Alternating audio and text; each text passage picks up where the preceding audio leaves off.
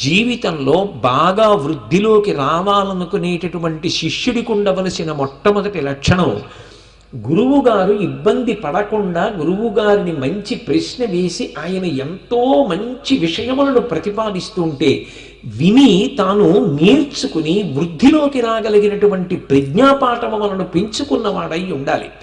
అలా ప్రజ్ఞాపాఠములను పెంచుకోకుండా గురువుగారు మాట్లాడుతుంటే ఆవలించేటటువంటి శిష్యుడు జీవితంలో ఎలా వృద్ధిలోకి రాగలడు? 1000 పుస్తకాలు చదివితే ఎంత విజ్ఞానం వస్తుందో గురువుగారి మాటల వలన అంత విజ్ఞానం వస్తుంది. అందుకే రాముడు నిజానికి విశ్వామిత్రుడి యజ్ఞమును కాపాడిన తరువాత కూడా విశ్వామిత్రుడితో పాటుగా వెళ్ళడానికి ఇష్టపడ్డాడు. ఎందుకంటే విశ్వామిత్రుడి వెంట వెళ్ళడం అంటే అంత గొప్ప శక్తిని కట్టపెట్టాడు. బలా అతిబలా దగ్గర నుంచి అన్ని అస్త్రములను ఇచ్చాడు. గురు శుశ్రూష కన్నా జీవితంలో గొప్పది ఇంకొకటి లేదు. అటువంటి గురు సేవ, గురువు ద్వారా జ్ఞానమును పొందడం, గురువు ద్వారా విషయాన్ని తెలుసుకోవడం స్పష్టంగా ఉంటుంది, అయోమయం లేకుండా ఉంటుంది. పైగా శాస్త్రమునందు తాను అనుష్ఠించవలసినటువంటి విషయంలో ధర్మపథంలో వైక్లభ్యములు లేకుండా ఉత్తరోత్తర తాను సాధన చెయ్యడానికి కావలసినటువంటి మార్గదర్శనము లభిస్తుంది.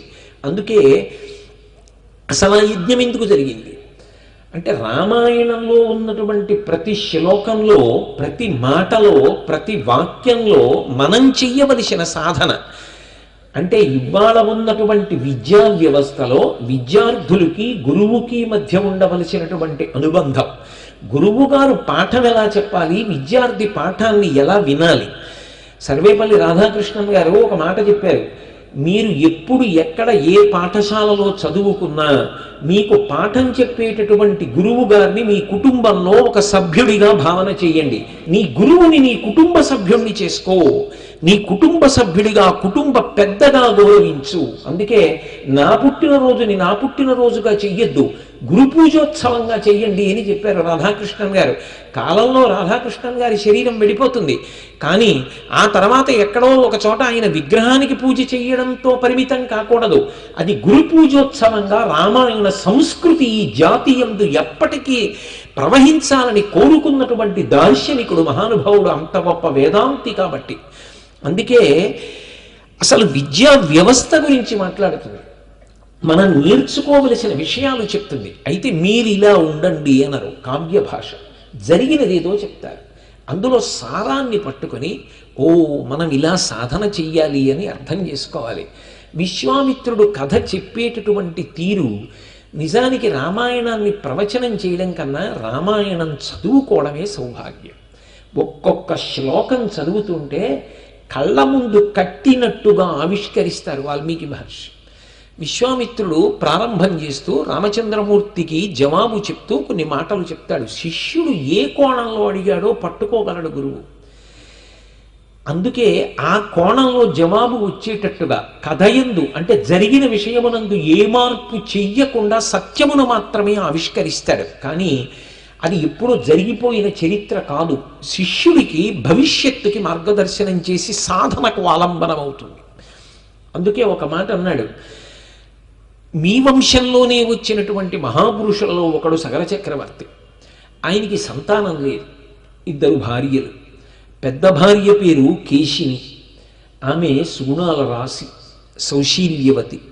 2వ భార్య సుమతి, ఆమె సాక్షాత్తుగా గరుత్మంతుని యొక్క సోదరి. వీళ్ళిద్దరూ భార్యలు, అయినా సగర చక్రవర్తికి సంతానము కలుగలేదు. అంటే మీరు జాగ్రత్తగా గమనిస్తే ఇక్ష్వాకు వంశంలో దశరథ మహారాజు గారి దగ్గరికి వచ్చేటప్పటికే కాదు, ఇక్ష్వాకు వంశంలో సంతానం కోసం ఆర్తి చెందడం అనేటటువంటిది అంతకు ముందు కూడా ఉంది. కాబట్టి సగర చక్రవర్తి ఆలోచించాడు, అది ప్రాథమికమైనటువంటి అవసరం, ఆ అవసరం తీరాలి. తీరకపోతే ఎలా? సంతానమును పొందలేదనుకోండి, ఆ పితృరుణం తీరదు. రఘువంశంలో కాళిదాస మహాకవి అద్భుతంగా వర్ణిస్తాడు. వశిష్ఠుడి ఆశ్రమానికి వెళుతూ ఉంటాడు దిలీపుడు. వెళుతున్నప్పుడు భార్యతో కలిసి వెళ్ళాడు. తండ్రి అని పిలుస్తాడు గురువుని. పిలిచి ఓ మాట అంటాడు, తండ్రి నేను మీ కోడలితో కలిసి వస్తున్నప్పుడు. ఎందుకని? శిష్యుడు కొడుకు లాంటివాడు, తండ్రిని ఎలా రక్షించుకుంటాడో గురువుని శిష్యుడు అలా రక్షించుకోవాలి. నేను మీ కోడలితో కలిసి వస్తున్నప్పుడు దారిలో చెట్ల వంక చూశాను, అవి పువ్వులు పూసి కాయలు కాసాయి. నేను కొన్ని పాదులు చూశాను, అవి పిందెలు వేసాయి. కానీ నాకు సంతానం కలగలేదు. నీ కోడలి కడుపున కాయలేదు. నేను నా పూర్వీకులకు పితృకార్యం చేస్తున్నప్పుడు, నేను పిండోదకాన్ని విడిచిపెడుతున్నప్పుడు ఆ నీళ్లు వేడిగా ఉంటున్నాయి. నీ వరకు సరే నువ్వు మాకు తర్పణ విడిచిపెడుతున్నావు, కానీ నీ తర్వాత మన వంశంలో పరిస్థితి ఏమిటి అని వాళ్ళు దీర్ఘంగా నిట్టూర్పు విడిచిపెట్టినప్పుడు ఆ నిట్టూర్పుల యొక్క సెగ తగిలి నేను విడిచిపెడుతున్న నీళ్లు వేడెక్కుతున్నాయి. నాకు సంతానము కలగకపోతే నా వంశమునకు కళంకము కదా. కాబట్టి ఏ దోషం అడ్డొచ్చి నాకు సంతానం కలగట్లేదు, నాకు సంతానము కలిగేటట్టుగా మీరు అనుగ్రహించి ఉపదేశం చెయ్యండి అంటే